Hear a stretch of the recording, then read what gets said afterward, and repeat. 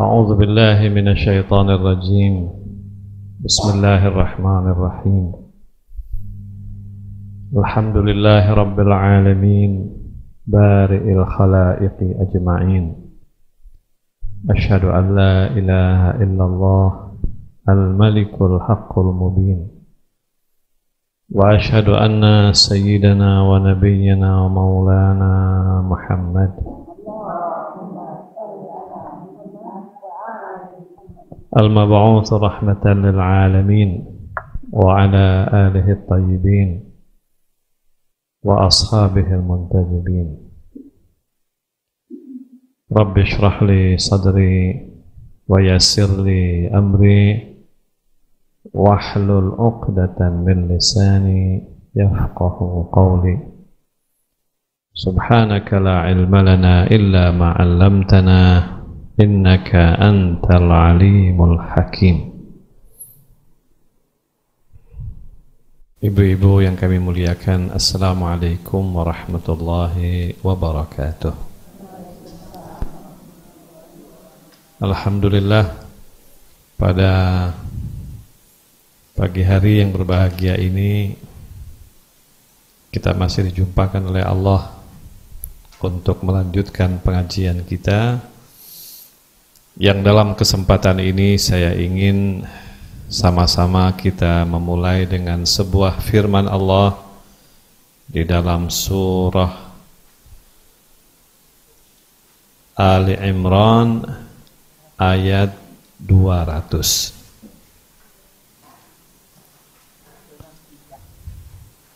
Surah Ali Imran, surah nomor 3, ayat nomor 200, halaman 61.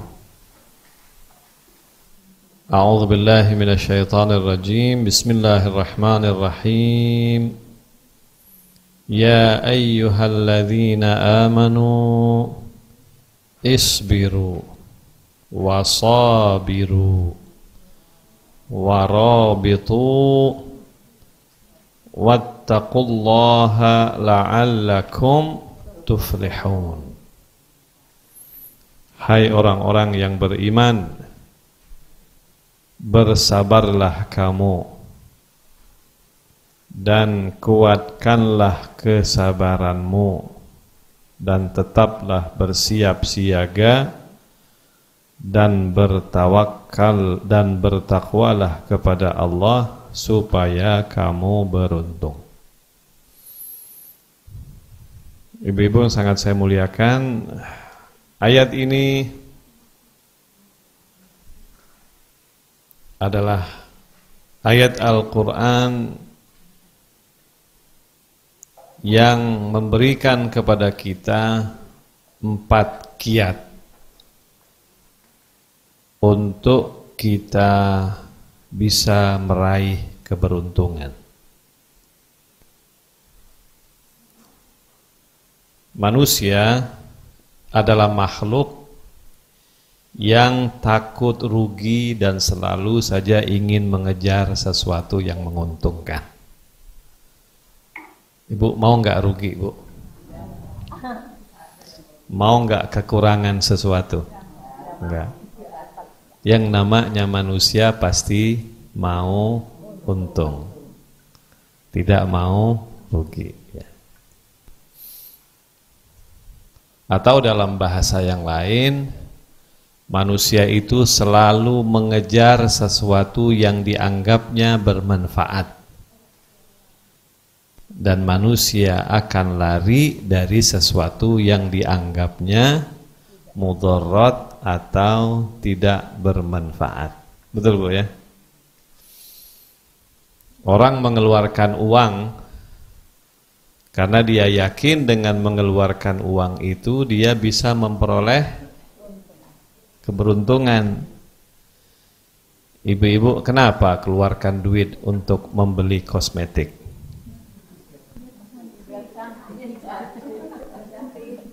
Kenapa, Bu? Kenapa ibu-ibu mau mengeluarkan duit 1 juta, 2 juta pergi ke dokter kulit? Kenapa, Bu? Muda 10 tahun. Jadi ada sesuatu yang ibu kejar, yang kita mau berkorban untuknya itu adalah karena kita ingin meraih sesuatu yang kita anggap menguntungkan kita. Ibu-ibu datang dari jauh, ada yang naik bis, ada yang naik ojek untuk sampai ke pengajian. Kenapa? Karena ibu yakin bahwa dengan usaha seperti itu ibu bisa mendapatkan keuntungan. Keuntungan itu bisa dalam bentuk pahala, bisa juga dalam bentuk misalnya materi, sesuatu yang tidak bersifat pahala. Gitu kan? Jadi manusia itu selalu didorong oleh keinginan untuk memperoleh keuntungan, dan manusia akan lari dari sesuatu yang akan dianggapnya merugikan dia. Allah Subhanahu wa ta'ala misalnya mengatakan kepada kita siapa yang untung dan siapa yang rugi. Untung di sisi Allah adalah keuntungan yang sejati. Kalau manusia menganggap sesuatu itu menguntungkan, kadang-kadang itu artifisial, kadang-kadang palsu, betul kan? Menganggap sesuatu itu menguntungkan, pada hakikatnya itu merugikan. Manusia suka begitu. Tapi ketika Allah Subhanahu wa ta'ala mengatakan sesuatu itu akan membawa keberuntungan, maka pasti keberuntungan yang dijanjikan oleh Allah Subhanahu wa ta'ala itu adalah keberuntungan yang sesungguhnya. Nah, Allah Subhanahu wa ta'ala menyebutkan di dalam ayat ini ada 4 hal, 4 item yang merupakan syarat untuk seseorang memperoleh keberuntungan dan kebermanfaatan dalam hidupnya. Ibu-ibu sangat saya muliakan, yang sangat kita inginkan adalah hidup kita ini membawa keberuntungan. Yang kita inginkan adalah usia kita yang sekian tahun ini ujungnya dan akhirnya adalah manfaat bagi kita. Istilahnya husnul khatimah, happy ending.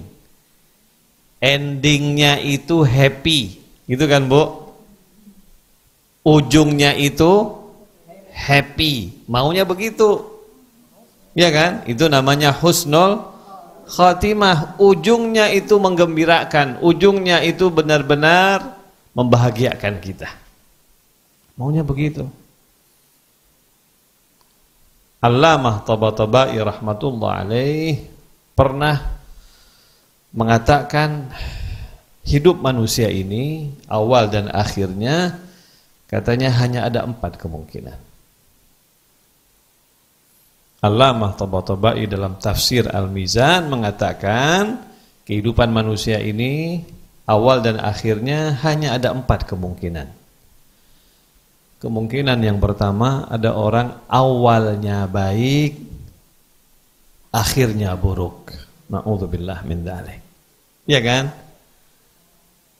Ada orang yang awalnya baik, lahir sebagai seorang muslim, orang tuanya muslim, sekolah di tempat sekolah yang baik, lingkungannya baik, makan harta yang halal, baik semuanya. Tapi akhirnya tidak baik. Na'udzubillah min dzalik. Ada orang yang awalnya baik, akhirnya tidak baik. Itu ada dalam kehidupan kita dari dulu sampai sekarang. Contoh yang paling gampang kalau kita lihat dalam Al-Quran adalah anaknya Nabi Nuh alaihissalam. Anak Nabi Nuh, anak Nabi loh, Bu. Nabi Nuh itu adalah Nabi Ulul Azmi. 5 Nabi yang paling agung di sisi Allah yang disebut Nabi Ulul Azmi. Pertama Nuh, Ibrahim, Musa, Isa, Muhammad sallallahu alaihi wa alihi wasallam. Anaknya baik enggak? Awalnya baik, orang tuanya baik, tumbuh di lingkungan yang baik, tapi akhirnya tidak baik. Bukan hanya anak Nabi Nuh alaihissalam.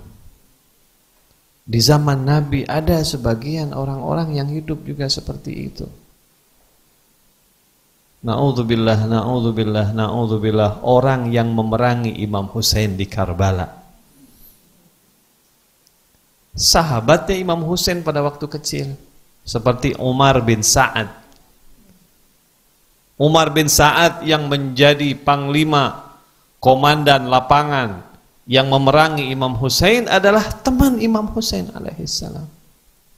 Sampai Imam Husain alaihissalam ketika ketemu di medan perang, Imam Husain bilang, ingat enggak engkau dulu adalah sahabatku sepermainan? Ingat enggak bahwa dahulu Rasulullah bersabda tentang aku dan engkau mendengarnya sendiri? Engkau ya Hasan dan Husain adalah sayyida syababi ahlil jannah. Dia bilang, iya aku dengar, dan dia malu, dia lari. Bu, awalnya bagus, tapi akhirnya jelek.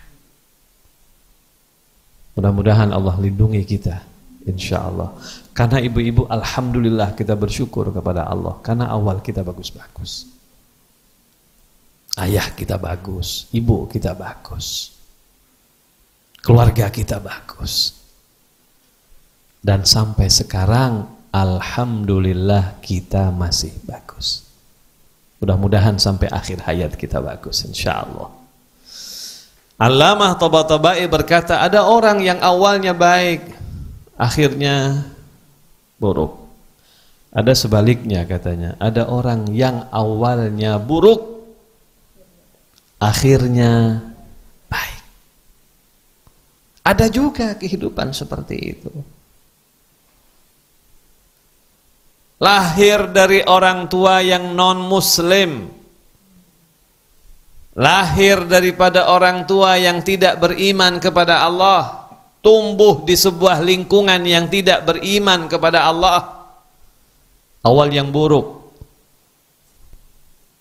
Tapi subhanallah, subhanallah, perjalanan hidupnya membawanya menjadi orang baik sehingga dia mengakhiri hayatnya dalam keadaan baik. Subhanallah. Di dalam sejarah tercatat seperti siapa ibu-ibu? Istrinya Fir'aun, Asiyah binti Muzahim. Istri Fir'aun. Fir'aun itu adalah seorang raja yang mengaku dirinya Tuhan. Ketika dia mempersunting seorang wanita menjadi istrinya, bukan sembarang wanita itu. Tumbuh dalam keadaan di tempat yang tidak baik. Tapi subhanallah, akhir hayatnya baik. Bahkan Al-Quran merekam bagaimana imannya istri Fir'aun. Ketika dia beriman kepada Nabi Musa alaihissalam, ketika dia beriman dengan risalah yang dibawa oleh Nabi Musa alaihissalam, dan ketika Fir'aun tahu dan Fir'aun mengancamnya, Fir'aun bahkan ingin membunuhnya, dalam kesunyiannya, di dalam ruang kamarnya yang kecil, dia mengangkatkan tangan berkata kepada Allah, Rabbi benili indaka baitan fil jannah. Ya Allah, bangunkan untukku sebuah rumah di syurga. Wa najjini min fir'auna wa amalih. Selamatkan aku daripada Fir'aun dan amal dan tindak tanduknya. Dan ibu-ibu tahu bagaimana akhir hayatnya. Katanya dia dibunuh oleh Fir'aun dengan ditusuk dari duburnya. Sampai kemudian dia syahid. Dan dia tetap mempertahankan imannya. Subhanallah. Jadi yang kedua, ada orang yang awalnya buruk, akhirnya baik. Yang ketiga, ada orang yang awalnya buruk dan akhirnya buruk. Allahu Akbar, lebih dahsyat lagi itu. Awalnya buruk, akhirnya buruk. Mudah-mudahan Allah lindungi kita insya-Allah dari awal yang buruk dan akhir yang buruk. Ada orang-orang yang awalnya buruk, akhirnya buruk, sepanjang perjalanan hidupnya buruk. Banyak contoh-contohnya. Dan kita nggak usah terlalu panjang menyebutkan contohnya, saya ingin masuk yang nomor 4 ibu-ibu ya. Yang nomor 4 ini yang kita harapkan mudah-mudahan ada dalam diri setiap kita. Yang nomor 4 adalah orang yang awalnya baik dan akhirnya baik. Orang yang awalnya baik, akhirnya baik. Ini yang kita mau, insya Allah. Orang yang awalnya baik dan akhirnya baik, yang paling baik dari semua yang baik adalah Rasulullah sallallahu alaihi wasallam. Yang kedua adalah imam-imam dari keluarga Rasul sallallahu alaihi wasallam. Contohnya kita nggak usah sebut nabi. Nabi adalah tidak mampu untuk kita sebutkan awalnya baik, akhirnya baik. Sebab dia adalah manusia yang terbaik di sisi Allah Subhanahu wa taala. Dia khairul mursalin, dia khairun nabiyyin, yang terbaik dari para rasul, yang terbaik dari para nabi, bahkan khairul khalqi ajmain, dari seluruh makhluk Allah, bahkan dibandingkan dengan malaikat Jibril sekalipun Nabi Muhammad jauh lebih baik. Rasulullah sallallahu alaihi wasallam awal dan akhirnya baik. Contoh yang kedua adalah Imam Ali bin Abi Thalib alaihissalam. Di mana Imam Ali dilahirkan? Di dalam Ka'bah. Di dalam Ka'bah dilahirkan. Tidak ada makhluk sebelumnya dan sesudahnya dilahirkan di dalam Ka'bah. Tidak ada satupun makhluk yang dilahirkan di dalam Ka'bah sebelum Imam Ali dan setelah Imam Ali alaihissalam. Dan kemudian di mana dia mengakhiri hayatnya? Dia mengakhiri hayatnya dalam keadaan ruku, dalam keadaan sujud, dalam keadaan dia salat di mihrab tempat salatnya ketika dia dibunuh oleh Abdurrahman bin Muljam. Ibu perhatikan, awal dan akhir yang baik. Sayyidah Fatimah Zahra alaihissalam awal dan akhirnya baik. Awalnya baik, jelas. Bagaimana saat dia dalam kandungan, riwayat berkata ketika Siti Khadijah berada di dalam ruang kamarnya, Nabi Muhammad sallallahu alaihi wasallam berada di luar kamar. Katanya Nabi Muhammad mendengar Siti Khadijah sedang berbincang, sedang berbicara. Sementara di dalam kamar tidak ada orang. Nabi Muhammad mendengar Siti Khadijah sedang berbicara. Nabi bertanya, "Ya Khadijah, dengan siapa engkau bicara? Setahu aku di dalam kamar nggak ada orang." Dibilang, "Aku berbicara dengan janin yang ada dalam perutku, Fatimah Zahra alaihissalam." Subhanallah. Awal yang baik. Bagaimana tidak baik Sayyidah Fatimah, sementara benih Sayyidah Fatimah itu adalah dari apel yang datang daripada surga. Sampai Nabi bersabda, kalau aku rindu dengan bau surga, maka aku akan mencium putriku Sayyidah Fatimah Zahra. Idza ishtaqtu ilal jannah, kalau aku rindu dengan bau surga, maka aku akan mencium Sayyidah Fatimah Zahra, karena aku dapatkan bau surga di dalam diri Sayyidah Fatimah Zahra.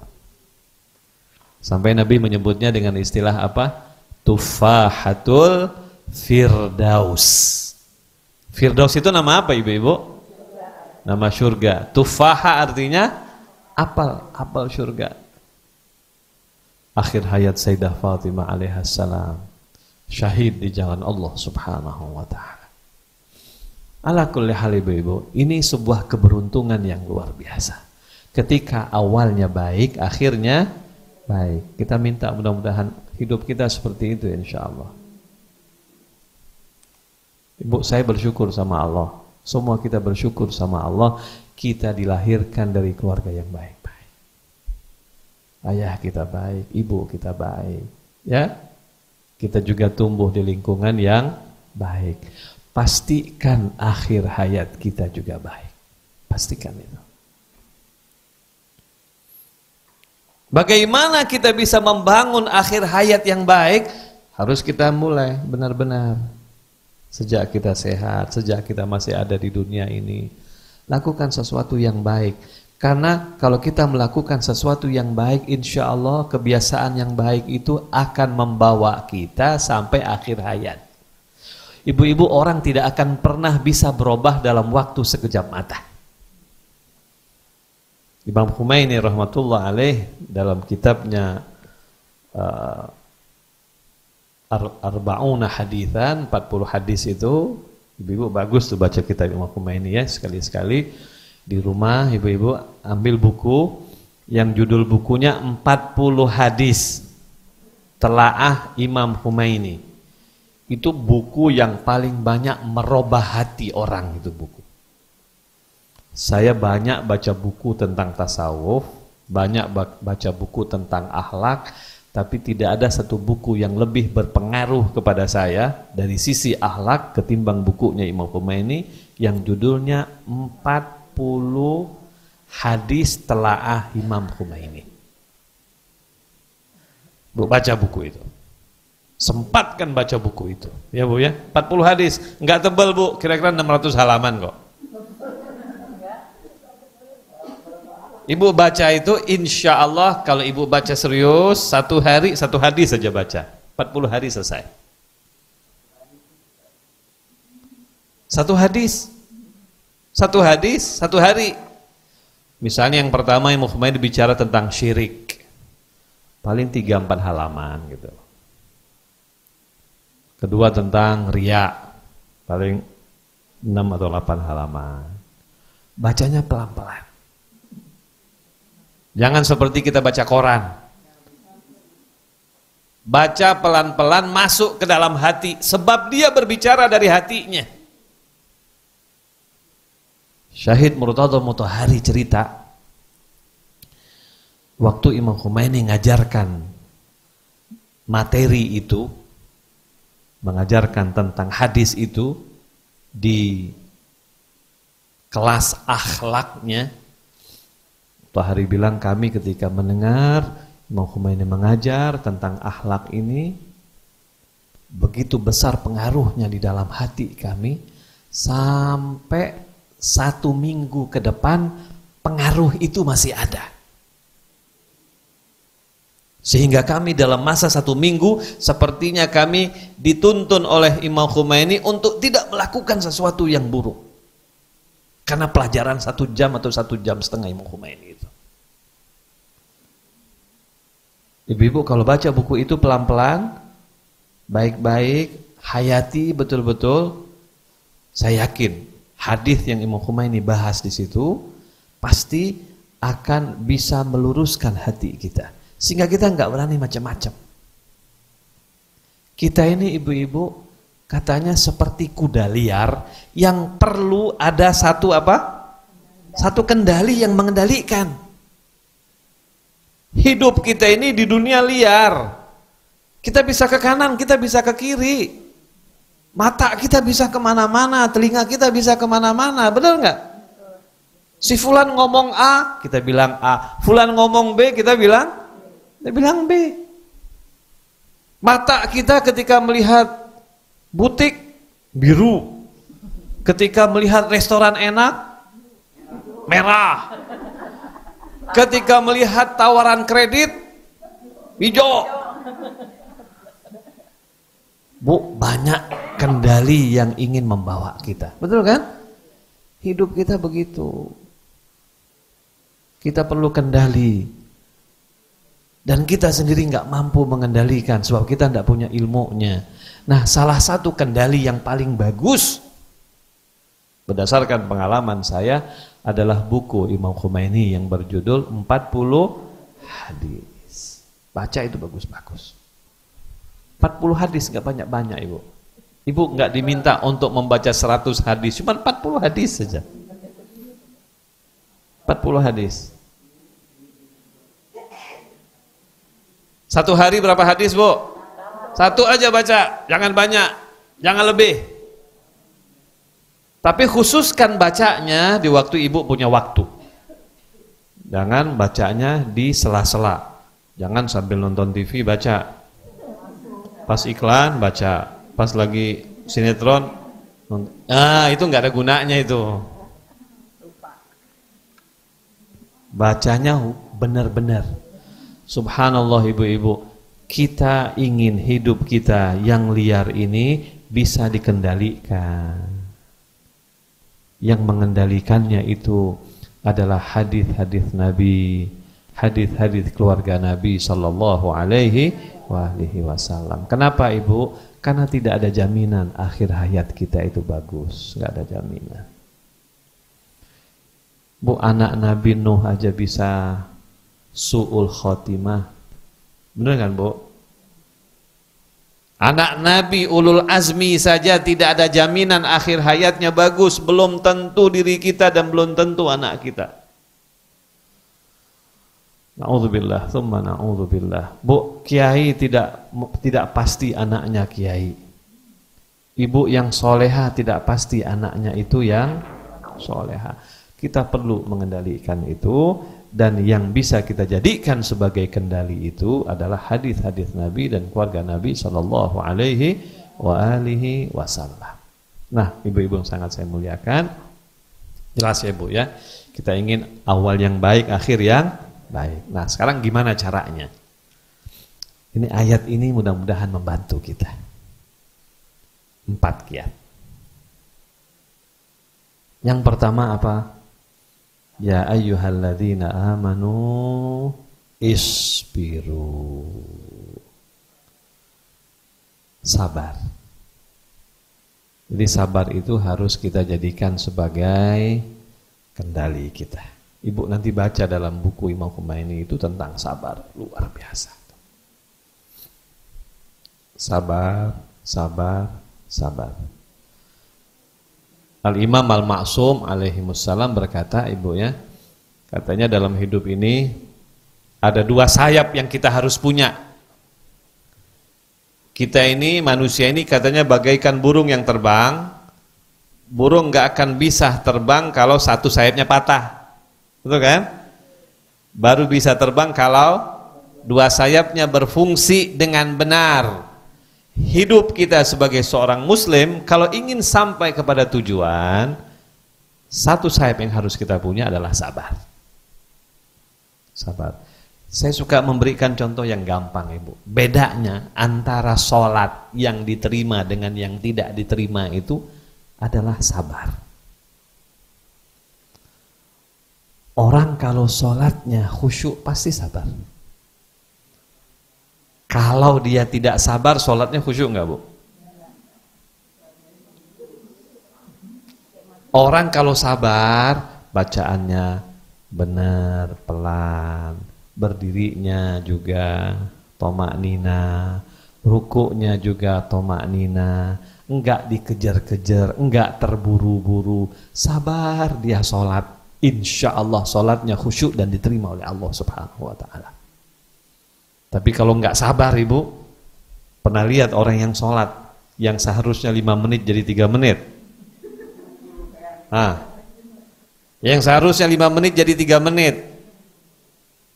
Itu penyakitnya hanya 1, karena dia nggak sabar. Sabar itu masuk dalam seluruh kehidupan kita. Allahu Akbar. Bu, contoh orang yang nggak sabar dalam sholat. Orang sholat sambil nonton TV ya. Atau dia membagi waktu antara nonton sinetronnya dengan waktu iklannya. Pasti nggak sabar. Ya kan, lagi asyik nih nonton sinetron, Bu. Lagi bagus-bagus, ya toh? Iklan 3 menit. Iklan pertama dia ngambil wudhu. Habis ambil wudhu, selesai nonton lagi. Iklan kedua ngapain, Bu? Belum, ambil mukena dulu. Ambil mukena, pakai mukena. Ini pengalaman loh. Bukan pengalaman istri saya, bukan. Udah ambil mukena, Ibu, ya, duduk depan TV, udah nonton lagi, iklan ketiga baru sholat. Iklan ketiga, iklannya 3 menit, sholatnya berapa menit? Subhanallah. Ada nggak sabar? Matiin TV, sabar dong. Matiin TV, sholat. Matiin TV, sholat. Sholat itu butuh sabar. Karena itu dalam Al-Quran ada kalimat persis seperti itu. Ista'inu bis sabri wassalah. 2 digandengkan oleh Allah, sabar dan salat. Walaupun di situ arti sabar atau tafsir sabar banyak, tetapi tafsir lafzinya, literalnya, Allah mengatakan kamu harus mohon bantuan lewat sabarmu dan salatmu. Digandengkan 2 hal itu. Bu, sabar luar biasa. Katanya ibu-ibu, sabar itu ada 3. Ada 3 jenis. 1, orang sabar dari musibah. Itu siapapun harus sabar dari musibah. Muslim, enggak muslim, Sunni, Syi'i, siapapun. Kalau sudah keterima mendapatkan musibah, harus sabar. Allah sampai mengatakan apa? Wabasyiris sabirin, berikan berita gembira kepada orang-orang yang sabar. Alladzina idza asabathum musibatun qalu inna lillahi wa inna ilaihi raji'un. Ketika datang musibah kepadanya, dia hanya berkata apa? Semuanya milik Allah dan semuanya akan kembali kepada Allah. Itu sabar itu insya Allah semua orang harus bisa. Ada sabar yang kedua yang tidak semua orang bisa. Perhatikan sabar yang kedua ini. Sabar ketika menjalankan perintah Allah. Menjadi orang baik itu butuh sabar. Ya Bu ya. Mempertahankan keimanan dan kesalehan itu butuh sabar.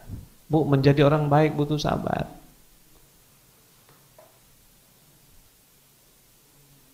Menjadi seorang istri butuh sabar.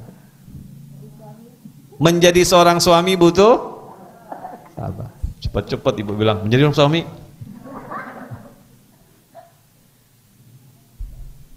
Bu, sabar itu luar biasa. Dia masuk dalam seluruh bagian dari hidup kita.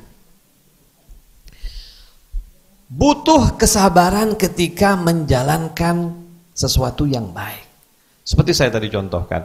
Bu, kita sholat. Sholat itu kan amal soleh kan. Butuh sabar ketika sholat. Kasih dong waktu lebih untuk Allah. Kasih dong. 10 menit, 15 menit, 20 menit. Kasih dong waktu untuk Allah. Bisa setengah jam, bisa 1 hari, kasih. Dan membutuhkan sebuah kesabaran dan ketabahan yang luar biasa. Membaca Al-Quran butuh kesabaran, betul kan? Pernah nggak ibu lihat orang baca Al-Quran? Mungkin ibu-ibu nggak pernah ngalamin ya, orang lain yang ngalamin. Kalau baca Yasin misalnya, Yasin kan, ya kan? Kalau baca Yasin, baru baca Yasin wal Qur'anil Hakim, innaka laminal mursalin ala sirat. Baru baca 2-3 ayat sudah balik-balik. Berapa lama lagi? Ya Allah, panjangnya. Iya kan? Kapan habisnya ya Allah? Baru 1 ayat 2 ayat baca udah buka-buka. Sabar dong, sabar. Jalanin perintah Allah sampai selesai dan tuntas. Sabar itu artinya ibu-ibu, kita jalankan perintah Allah dari awal sampai akhir dengan penuh thama'ninah dan selesai. Itu namanya sabar. Ya Bu ya. Disuruh sholat, benar-benar sholat dengan baik. sampai selesai. Berarti kita sabar dalam menjalankan perintah Allah. Bu, menjadi istri yang solehah itu butuh sabar gak, Bu? Butuh sabar. Rasulullah Shallallahu Alaihi Wasallam bersabda bahwa tidak ada nikmat yang besar bagi seorang suami ketimbang istri yang solehah yang mendampinginya. Bu, menjadi istri yang solehah itu butuh kesabaran yang luar biasa. Bu, sabar itu bukan hanya dari musibah, bukan hanya dari ujian Allah. Sabar itu adalah yang kedua yang penting. Saat menjalankan perintah Allah, kita harus sabar. Menjadi orang baik harus sabar. Menjadi seorang istri yang solehah harus sabar. Menjadi suami yang soleh harus sabar. Bu, menjalankan perintah Allah itu butuh sabar. Ibu-ibu sekarang belajar nih. Alhamdulillah Allah kasih kesempatan kita taklim. Alhamdulillah, Bu ya. Saya selalu berpesan kepada siapapun, kaum muslimin, muslimat, khususnya ibu-ibu di pengajian. Kalau bisa taklim itu, belajar itu jadikan program dalam hidup kita sampai akhir hayat. Kenapa, Ibu? Pahalanya besar. Ibu, kita duduk di sini 1 jam, pahalanya lebih afdol daripada kita sholat tahajud 1000 rakaat. Itu taklim loh. Menimba ilmu. Ilmu yang bisa membuat hati kita dekat dengan Allah Subhanahu wa ta'ala. Enggak nyesel ibu-ibu, berangkat dari rumah jauh-jauh meninggalkan segala aktivitas kalau tujuannya untuk taklim. Baca Al-Quran. Ayat Al-Quran kita renungkan, masukkan dalam hati kita, terus kita perbaiki diri kita. Karena itu ada hadis bilang, man salaka tariqan yaltamisu fihi ilman sahalallahu lahu tariqan ilal jannah. Barang siapa menempuh perjalanan, melangkahkan kakinya berjalan untuk menuntut ilmu, maka Allah akan mudahkan jalan dia sampai ke surga insyaallah. Allah mudahkan jalan sampai ke surga. Apalagi ilmu yang kita tuntut, ilmunya Rasulullah, ilmunya Ahlul Baitun Nabi sallallahu alaihi wasallam. Masuk majlis taklim, kita taklim. Kita belajar. Bu, untuk memperoleh ilmu itu butuh sabar, betul kan? Karena itu saya bilang ibu-ibu kalau ngaji enggak paham enggak apa-apa, yang penting ibu ngaji. Alhamdulillah kalau paham, enggak enggak apa, besok ngaji lagi. Sampai ke pengajian ngantuk tidur enggak apa-apa. Kena asik yang enak enggak apa-apa, ketiduran Bu, tidur di pengajian juga dapat pahala ya Bu ya. Pahalanya pahala tidur emang. Tapi yang penting hadir di pengajian. Yang penting ada sesuatu yang menambah, dan itu butuh sabar luar biasa. Butuh sabar. Ustadz yang ngajar juga begitu, butuh sabar. Muridnya nggak paham nggak apa-apa, ngajar lagi. Butuh sabar. Ya Bu ya.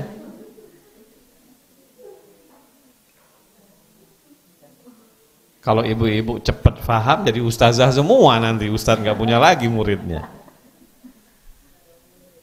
Nah, jadi ibu-ibu sabar menjalankan perintah Allah. Sholat harus sabar, menuntut ilmu harus sabar. Di rumah tangga ibu-ibu ngurus anak-anak butuh sabar. Ibu-ibu pasti sabar ketika mengurus anak-anak. Cuman kalau ngurus istri, suami kadang-kadang gak sabar. Ngurus anak sabar, betul gak Bu? Anak ngambek, ibu ketawa. Ya toh? Anak enggak makan, ibu nangis. Ya toh? Coba kalau suami ngambek. Ikut ngambek. Diambekin lagi. Karena itu ibu-ibu menjadi istri yang soleha butuh sabar. Sabar. Bu, sabar itu artinya kita menelan sesuatu yang pahit. Itu sabar. Kalau enggak pahit bukan sabar. Pahit, sabar itu sesuatu yang nggak enak di kita, nggak apa-apa. Terlen ya Allah, karena saya menjalankan ibadahmu, menjalankan perintahmu ya Allah. Saya sabar ya Allah. Dan untuk itu Allah akan kasih pahala yang besar. Bu, dalam rumah tangga ibu perhatikan. Hadis Nabi SAW. Kalau ada seorang istri sabar dari akhlak buruk sang suami. Kadang-kadang kan di rumah tangga gitu, Bu. Suami nanti akhlak buruk. Hari ini suami akhlak buruk, besok istri akhlak buruk. Suami lagi akhlak buruk, besok istri akhlak buruk. Kan rumah tangga begitu, Bu. Betul kan, Bu? Suami itu bukan malaikat, betul enggak? Ibu malaikat? Enggak juga. Kadang-kadang ada malaikatnya, kadang-kadang ada iblisnya, kan gitu. Yang namanya manusia, betul kan, Bu? Tapi insya Allah malaikatnya 90%, iblisnya 10%. Jangan sampai iblisnya 90, malaikatnya 10. 50-50, alhamdulillah. Yang penting, ketika dia berakhlak baik, ibu puji dia. Suami berakhlak baik. Misalnya suami biasanya sholat 5 menit, tiba-tiba 15 menit sholat. Ya Allah, abang soleh betul, Masya Allah. Adinda suka deh. Nah. Dipuji, Bu. Dipuji. Suami senang kalau dipuji oleh sang istri. Kenapa, Bu? Karena dia di luar sering dipuji, tiba-tiba di rumah nggak pernah dipuji.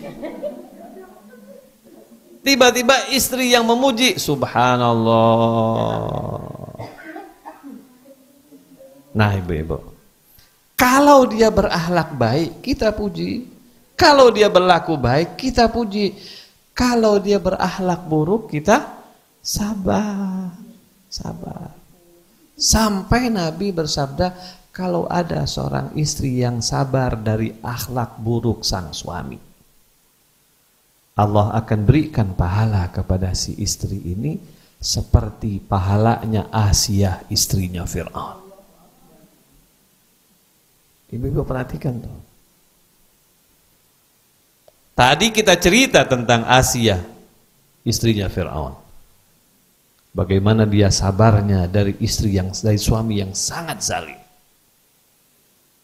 Bahkan dia mengangkatkan tangannya di keheningan malamnya memohon bantuan Allah, dan dia berkata, Rabbi najjini min Fir'auna wa amalih. Ya Allah, selamatkan aku daripada Fir'aun dan perilakunya yang buruk itu. Insya Allah suami-suami ibu enggak seperti itu, jauh tidak bisa dibandingkan. Kalau Asiyah bisa sabar seperti itu, subhanallah, seharusnya kita juga bisa sabar, dan kita mendapatkan predikat istri yang salehah di sisi Allah, dan pahalanya seperti yang Allah berikan kepada Asiyah binti Muzahib. Ibu-ibu, sabar yang kedua ini lebih sulit daripada yang pertama. Betul kan? Apa sabar yang kedua tadi? Sabar ketika menjalankan perintah Allah. Bisa nggak, Bu? Insya Allah. Harus bisa. Tadi saya bilang dua sayap ya, Bu, ya, dalam hidup ini. Satu sabar, satu lagi syukur. Kau dapat nikmat, syukur sama Allah, alhamdulillah. Karena itu Allah seringkali mengingatkan kita dengan firman-Nya, fabi ayyi ala'i rabbikuma tukadziban. Terhadap nikmat Tuhan yang mana yang bisa kamu dustakan? Nikmat Allah terlalu banyak. Tidak satu pun yang bisa kita dustakan. Hanya bersyukur atas semua nikmat yang kita dapatkan daripada Allah Subhanahu wa taala. Oke, saya tidak akan bahas tentang syukur. Ibu-ibu bisa baca di dalam kitab 40 hadis telaah Imam Khomeini, ya.